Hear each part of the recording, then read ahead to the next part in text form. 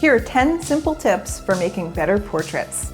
Number 1, wear simple clothes. Tony's wearing a t-shirt with writing on it and a pattern too, which can be distracting in a headshot or a portrait. Liz, on the other hand, is wearing a simple outfit, which is more pleasing. Tip 2, watch your background. Look for clutter and stuff in the back. Look at this. Move to some place with a simple background and no bright colors. Also, don't put your subject against the wall. Also, move away from the wall. Leave some distance between yourself and the background.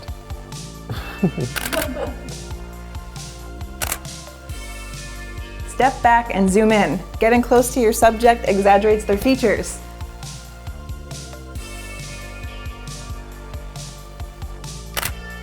If showing their hands and feet isn't a part of the story, then it's better to just show their head and their shoulders. Find better light. A place like this, the light is kind of just muddy. Look at this picture. Not bad, but we can do better. Let's move over by the windows. These big windows act like a huge softbox, bouncing light onto her face, making for a much more flattering picture.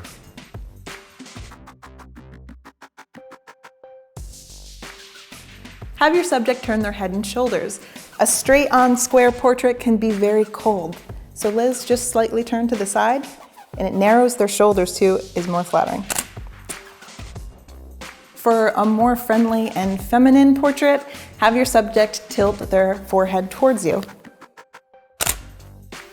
For a more masculine, dominant picture, have them point their jaw towards you. Be sure to get a natural expression out of your model. Asking them to say cheese looks so forced and fake. Liz, say cheese. Cheese. That was really good. Instead, make them comfortable, talk to them, make small talk, and when you're ready to take the photo, just tell them to be themselves and be natural. So Liz, just give me a nice natural smile. Come on, Liz. It doesn't hurt to joke around with your subject. Get to know them a little bit and be encouraging. Tell them what they're doing right and try not to make them feel uncomfortable about what they're doing if it's not what you want. Next tip, get a catch light. A reflector is a cheap way to do it. First, picture with no catch light. Not bad, but we can do better. Chelsea, bust that out. She's gonna bounce the light over to her.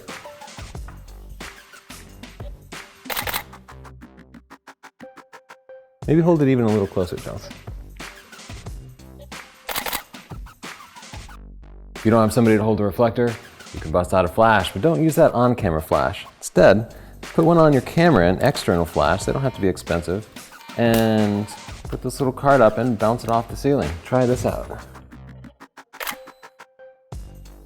If the flash is too powerful, use your flash exposure compensation to dial in a stop and a half or so and of negative flash exposure compensation and just balance it out a little bit better.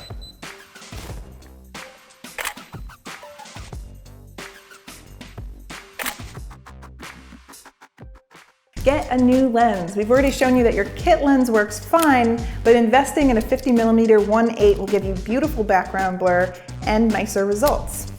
So let's show the kit lens.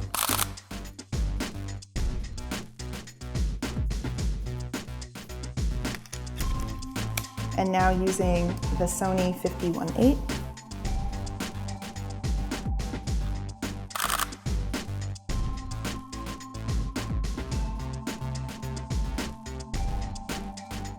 Your camera settings matter too.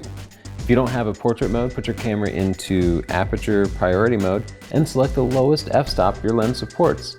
Then use a continuous shutter so you can take lots of pictures. You want to use a single small focusing point and put it on the nearest eye of the subject. Make sure it locks in focus and take lots of pictures refocusing between shots to make sure some of them are crystal clear.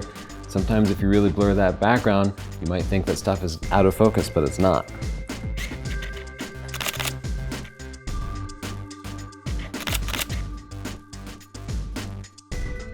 Edit your photo. Make sure your photo's level, remove any blemishes or distractions, and if your background is distracting or cluttered, you can always convert your picture to black and white.